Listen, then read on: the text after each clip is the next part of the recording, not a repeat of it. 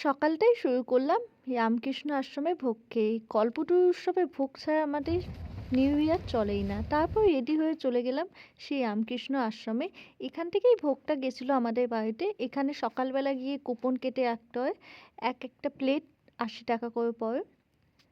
কিন্তু খেতে ভোগের যে খাওয়ার শান্তি আর কিছুতেই নেই। কল্পতরু উৎসবে মন্দিরের ভেতরটা দেখুন। প্রথমেই গিয়ে দেখি ওখানে রামকৃষ্ণ দেবের নাম হচ্ছে, নাম কীর্তন চলছে।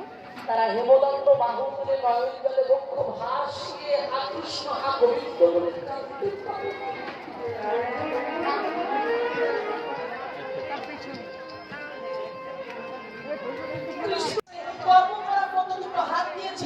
মানুষ সবাই মিলে বসে আছে। সাজিয়ে দিয়েছে তোমাকে আমাকে উপমান রূপবতী তৈরি করে দিয়েছে। তাহলে কি হলো আমাকে ছেড়ে দিল, তবে তার জন্য আমরা কি করব?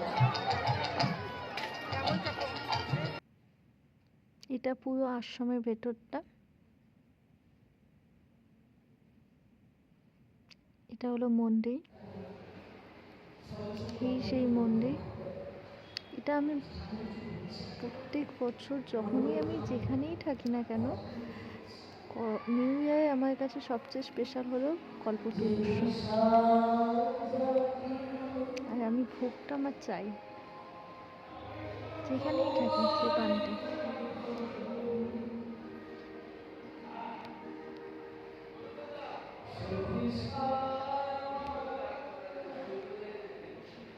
তারপর ওখান থেকে বাইরের দিকে চলে এলাম। এসে দেখছি এখানে ভোগ রান্না হচ্ছে এবং এখানে বসে খাওয়ানোর ব্যবস্থা আছে। এখানে খিচুড়ি দেওয়া হচ্ছে, খিচুড়ি, তরকারি, চাটনি, পায়েস এইগুলো ছিল।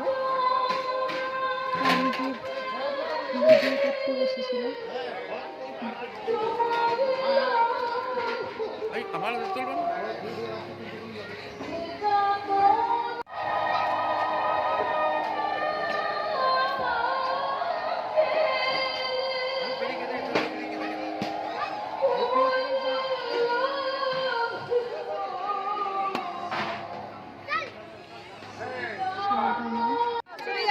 এখানে গিয়ে দেখলাম যে সবাই লাইন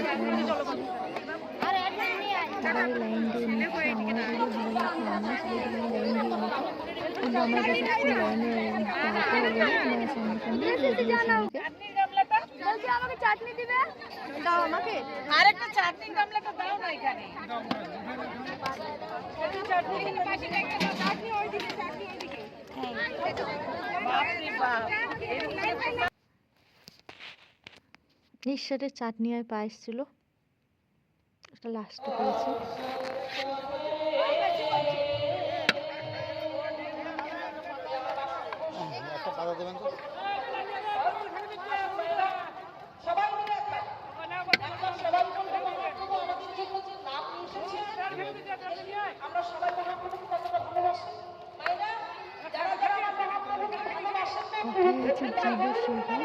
শিব সেবা।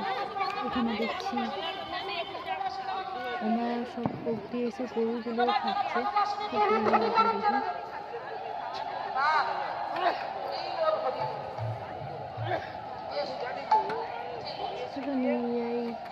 এইখানে মন্দির আশ্রমটা ঘোরা হলো। এই করতে শেষ, আবার একটা নেক্সট পার্ট নিয়ে আসছি। তারপরে কোথায়